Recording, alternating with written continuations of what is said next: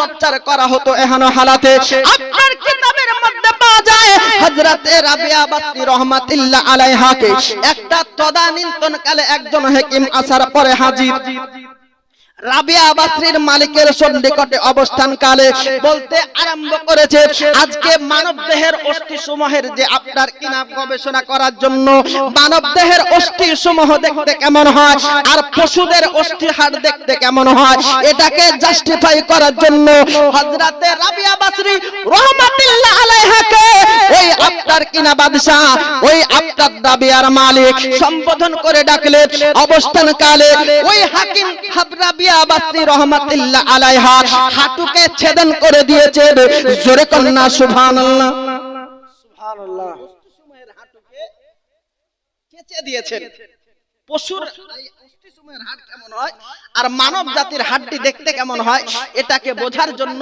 আজকে রাবিয়া বাসরি রাহমাতুল্লাহ আলাইহা অস্থি সমূহকে যখন ক্ষত বিক্ষত করে দেওয়া হলো আপনার কিতাবের মধ্যে পাওয়া যায় কোনদিন রাবিয়া বাসরি রাহমাতুল্লাহ আলাইহাকে আপনার চাবুকের আঘাত পর্যন্ত করা হয় হযরতে রাবিয়া বাসরি রাহমাতুল্লাহ আলাইহাকে আপনার পার্শ্ব প্রতিক্রিয়া চালায় আপনার নানান রকম ভাবে আপনার কিনা অত্যাচার করা হয় কষ্টদায়ক মধ্যে রাবিয়া বাসরির দিন আপনার কিনা অতিবাহিত হতো এহেন হালাতে হযরতে রাবিয়া বাসরি রাহমাতুল্লাহ আলাইহা আল্লাহর কাছে ফরিয়াদ আল্লাহ পাক রব্বুল আলামিন আপনার কাছে নতশির আমি রাবিয়ার অবস্থাটা বড় খারাপ আমি অন্য দিনের নাই আল্লাহ পাক রব্বুল আলামিন কায়েম করে তোমাকে রাজি করার আজকে আমার সামর্থ্য নাই উঠবস করে নামাজ পড়ার আমার কিনা ক্ষমতা নাই হযরতে রাবিয়া বাসরি রাহমাতুল্লাহ আলাইহা আল্লাহর কাছে ফরিয়াদ করতে আরম্ভ করেছে আল্লাহ পাক রব্বুল আলামিন রাবিয়ার প্রতি খুশি হয়ে সরাজি ইজহার করেছে জোরে কন্না সুবহানাল্লাহ সুবহানাল্লাহ ওই রাবিয়ার মালিক কোন একদিন রাত্রি বেলা রাবিয়ার ঘরের সম্মুখে হাজির হওয়ার পরে দেখা গেল যে রাবিয়ার ঘরের মধ্যে যারা পরিমাণ আলো আপনার টিপ টিপ করে জ্বলতো সম্পূর্ণভাবে আধার নিমজ্জিত হতো না এহেন হালাতে ওই দিন রাত্রি বেলা মালিক দর্শন করলো রাবিয়া বাসরির গোটা ঘর যেন আলোকিত হয়েছে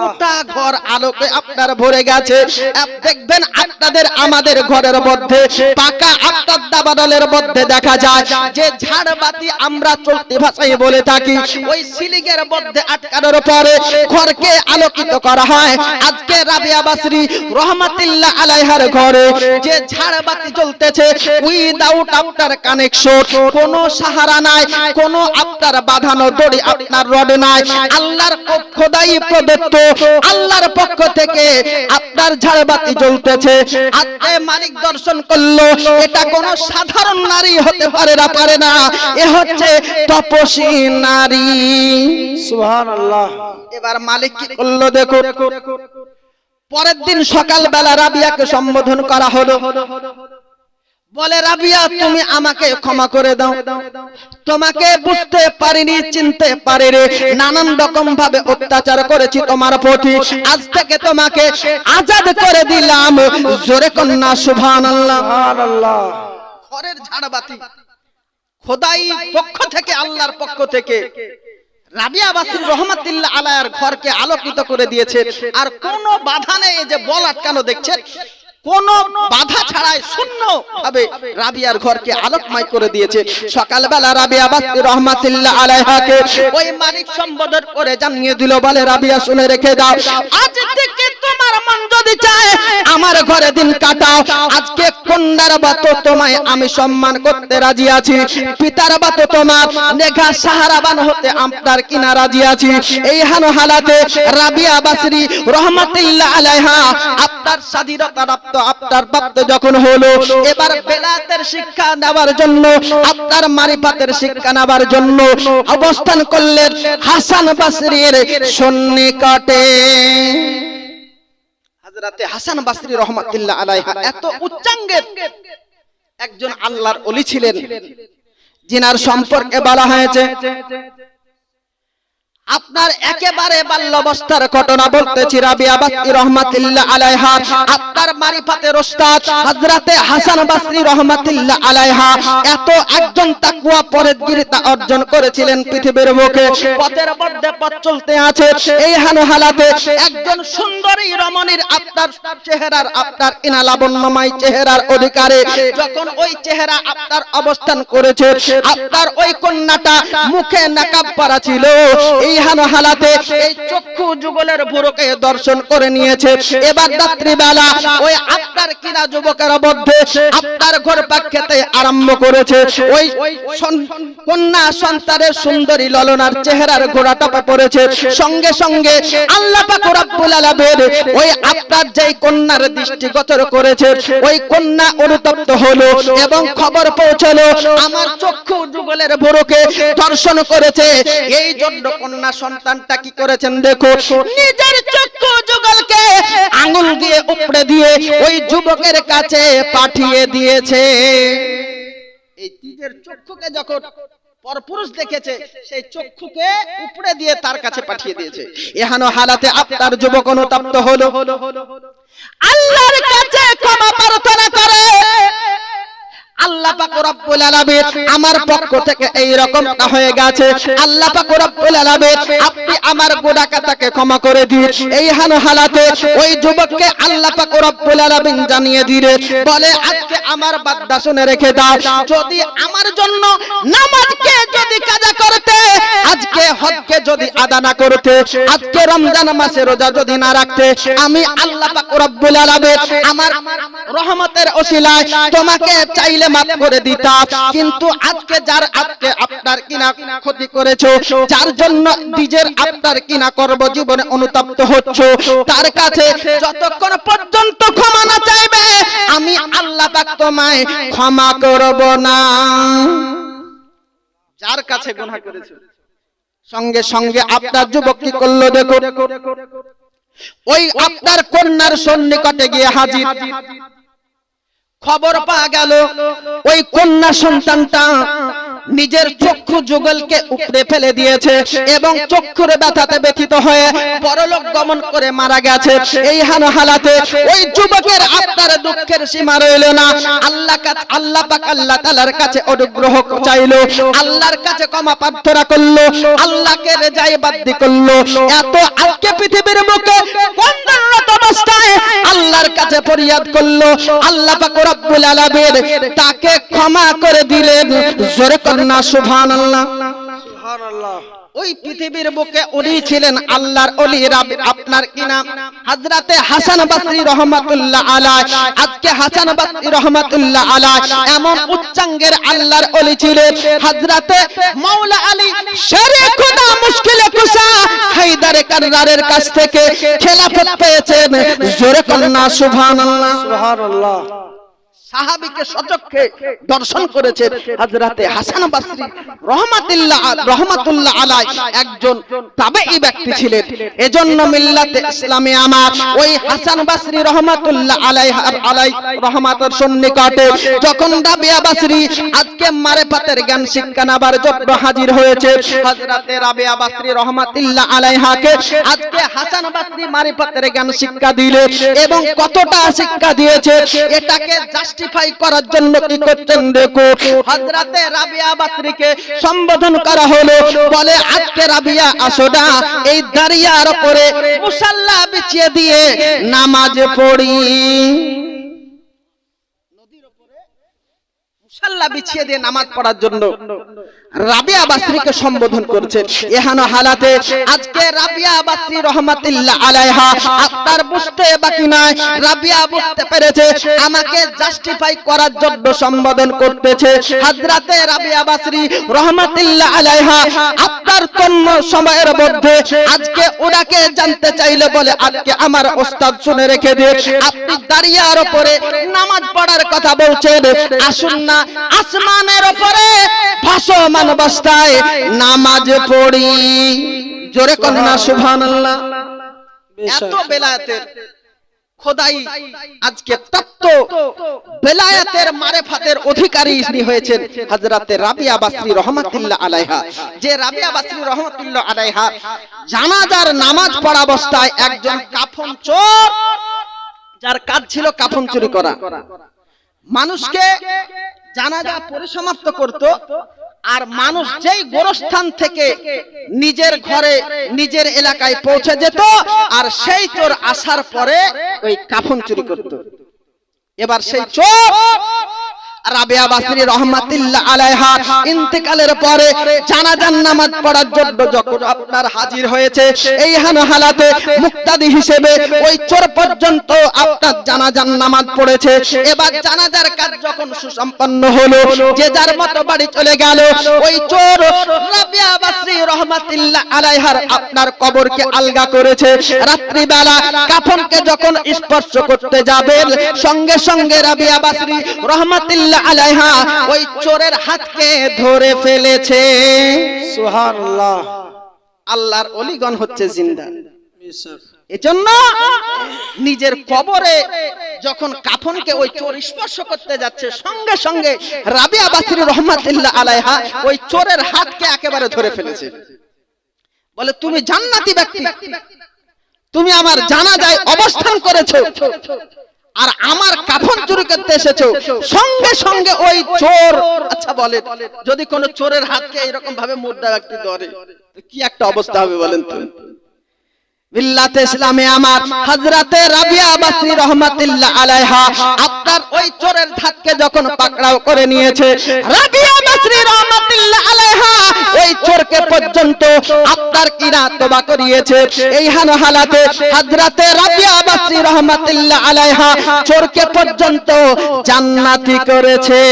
জোরে কন্না সুবহানাল্লাহ। আল্লাহুম্মা সাল্লি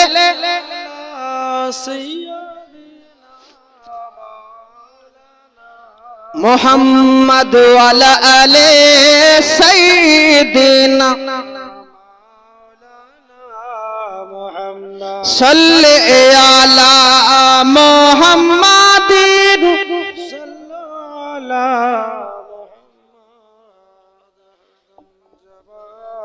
সেনে কালো পাক নামে মোহাম্মদ হরদম জবান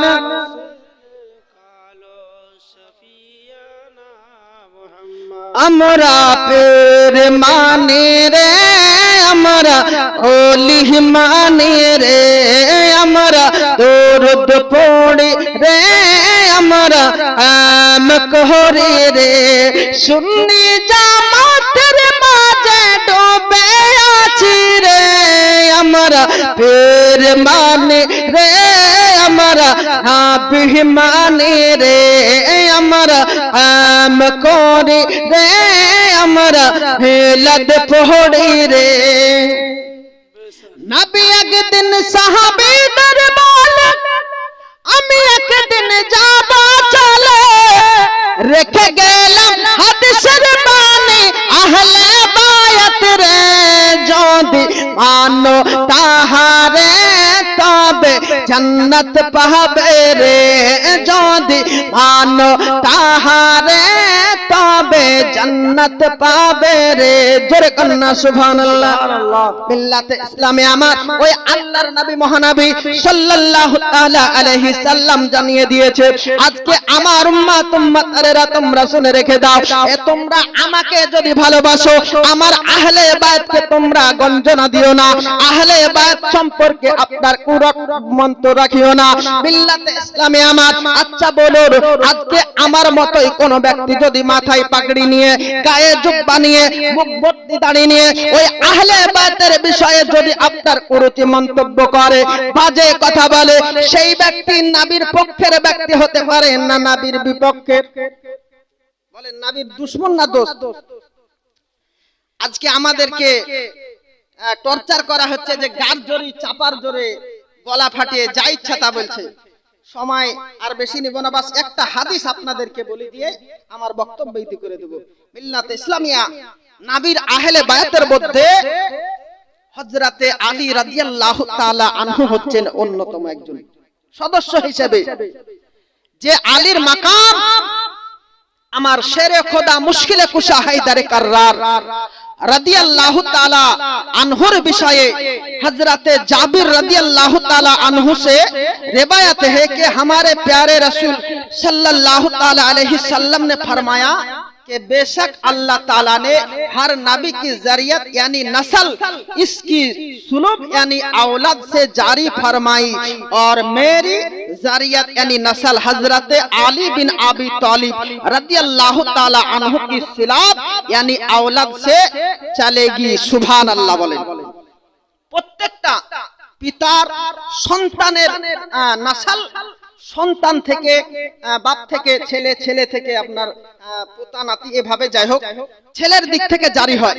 তো নবী আমার বলছেন যে আমার নাসাল হযরতে আলী রাদিয়াল্লাহু তাআলা আনহু নবীর ছেলে নয় বরং নবীর জামাতা ছিলেন। এজন্য আহলে বায়াতের সদস্য হিসেবে আল্লাহ পাক রব্বুল আলামিন আজকে আলীকে পছন্দ নিয়ে করেছেন বলে নবী আমার জানিয়ে দিলেন যে আমার বংশের নাসাল হযরতে আলী থেকে জারি থাকবে, হাসান হোসাইন থেকে জারি থাকবে। জোরে কোন সুবহানাল্লাহ। তাহলে বোঝা এটাই গেল যে আলীর শান কি, যে আলী সম্পর্কে আপনার এ বলা হলো যে আল মাজমাউল কাবির এবং তিবারানি শরীফ আপনার তৃতীয় খণ্ড 144 পৃষ্ঠা এবং কানজুল ঈমান 400 পৃষ্ঠার মধ্যে এই ঘটনাটা ব্যক্ত করা হয়েছে। কানজুল ঈমান হচ্ছে কোরআন শরীফের তাফসীর। এবার এই কোরআন শরীফের তাফসীরের বিপক্ষে যদি কোনো বক্তা সে বাংলাদেশের হোক আর সৌদি আরবের হোক আর এম রহমান অত্যাচারী হোক আর যে কোয়ালিটির ব্যক্তি হোক না কেন, যদি কোরআন শরীফের বিপক্ষে কথা বলে, নবীর বিপক্ষে কথা বলে, বুঝতে হবে নবীর দুশমনি ওর অন্তরের মধ্যে আছে, নবীর ভালোবাসা তার অন্তরের মধ্যে নাই। আজকে আপনাদেরকে বলে দিই যে আলী রাদিয়াল্লাহু তাআলা আনহুকে আজকে সোশ্যাল মিডিয়ায় আজকে জাতির উদ্দেশ্যে মেসেজ করা হচ্ছে যে আলী নাকি মাগরিবের নামাজে মদ পান করে সূরা কাফিরুন ভুলে গেছে। বলেন আস্তাগফিরুল্লাহ। আলীর জ্ঞান নবী আমার বলেছেন আনা মাদিনাতুল ইলমি ওয়া আলীগুন বাবুহা, I am city of the knowledge and Ali its door. যেরকম সুবহানাল্লাহ। নবী হচ্ছেন জ্ঞানের শহর আর সেই জ্ঞানের দরওয়াজা হচ্ছেন আমার আলী শেরে খোদা। ইনি কি জাত হযরতে যায়েদ বিন আরকাম রাদিয়াল্লাহু তাআলা আনহু। হাদিস আজকে বর্ণিত হয়েছে আল মুস্তাদরিকুল হাকিম আপনার তৃতীয় খণ্ড 125 পৃষ্ঠার মধ্যে যে যায়েদ বিন আরকাম রাদিয়াল্লাহু তাআলা আনহুকে নবী আমার বলে দিলেন, বলে আজকে যায়েদ বিন আরকাম শুনে রেখে দাও, মসজিদে নববীর সম্মুখে যত সাহাবীদের ঘর আছে সব সাহাবীর ঘরের দরওয়াজাকে বন্ধ করে দাও আর শুধুমাত্র আলী রাদিয়াল্লাহু তাআলা আনহুর দরওয়াজাকে ওপেন করে দাও। যেরকম সুবহানাল্লাহ। কেন? মনে করুন এটা হচ্ছে মসজিদে নববী, এই যে স্টেজে উপবিষ্ট আছি, বাস উদাহরণ মিসালকে তৌর পর আপনাদেরকে বলছি, এই স্টেজটা ধরুন মসজিদে নববী, আর এই স্টেজ থেকে যদি কদম রাখি তো সরাসরি মসজিদে নববী থেকে একেবারে ওই সাহাবীদের ঘরে একেবারে দরওয়াজাতে পা আপনার পড়বে। মসজিদে নববী যিনারা হাজী সাহেব আছে জিয়ারত করেছেন মক্কা মদিনা ভালো জানেন, তো মসজিদে নববী থেকে কোনো ডিসটেন্স তদানীন্তন কালে ছিল না। মসজিদে নববী একেবারে সাহাবীদের ঘর, কদম রাখলে সরাসরি মসজিদে নববীর উঠানে পা পড়তো এহেন হালাতে। এজন্য যে নাপাকি অবস্থায় আজকে জুনুবাতের হালাতে বিবির সঙ্গে শারীরিক সম্পর্ক করার পরে যদি কোনো ব্যক্তি মসজিদে নববীতে পা পড়ে তো এটা বাজ্জতি হবে। এই জন্য যায়েদ বিন আরকাম রাদিয়াল্লাহু তাআলা আনহুকে দিয়ে নবী আমার সমস্ত দরওয়াজাকে বন্ধ করে দিলেন আর শুধুমাত্র আলী রাদিয়াল্লাহু তাআলা আনহুর দরওয়াজাকে ওপেন করে দিলেন। এহেন হালাতে হযরতে আপনার আন ইবনে সাঈদ ক্বালা ক্বালা রাসূলুল্লাহ সাল্লাল্লাহু তাআলা আলাইহি সাল্লামা লি আলাইহিন ইয়া আলাইহি লা ইয়াহিল্লু লা আহাদিন আই ইয়াজনিবা ফি হাযাল মসজিদি গায়রি ও গায়রুকা। একবার সুবহানাল্লাহ বলেন। এই হাদিসটা আপনার তিরমিজি শরীফ এবং মিশকাত শরীফের মধ্যে বর্ণিত হয়েছে। হযরতে সাঈদ বিন খুদরি রাদিয়াল্লাহু তাআলা আনহু হাদিস বর্ণনা করে, নবী আমার হযরতে আলী রাদিয়াল্লাহু তাআলা আনহুকে বলেন যে আলী চলো আমার সম্মুখে, চলো আমার সাথে। হযরতে আলী রাদিয়াল্লাহু তাআলা আনহু বলছেন, ইয়া রাসূলুল্লাহ, ইয়া হাবিবাল্লাহ, আমি তো এখন জুনুবাতের অবস্থায় আছি, আমার জন্য ওখানে যেতে দ্বিধামন্দ হচ্ছে। এহেন হালাতে আজকে নবী আমার বলে দিলেন যে আয় আলী, मेरे और तुम्हारे अलावा किसी के लिए जायज नहीं कि मस्जिद नबवी में हालाते जुनुबत में जाए। जोरे कौन सुभान अल्लाह। এক কথায় গোসল ফরজ থাকা অবস্থায় একমাত্র হযরতে আলী এবং নবী পাক সাহেবে আওলা সাল্লাল্লাহু তাআলা আলাইহি সাল্লামের জন্য আজকে মসজিদে নববীতে অবস্থান করার ইখতিয়ার আজকে আল্লাহর পক্ষ থেকে উনাদেরকে পুত পবিত্র ঘোষণা করেছে কোরআন শরীফে। জোরে কোন সুবহানাল্লাহ। তাহলে এই আলী রাদিয়াল্লাহু তাআলা আনহুকে যদি নাপাক বলে, মদখর বলে, সূরা কাফিরুন ভুলে গেছে বলে আজকে আলীর আপনার একটা ভ্রান্ত বিষয়ে মুসলমানদেরকে বিভ্রান্ত করে, বুঝতে হবে আলীর ভালোবাসা, আহলে বায়াতের ভালোবাসা তার অন্তরে নাই।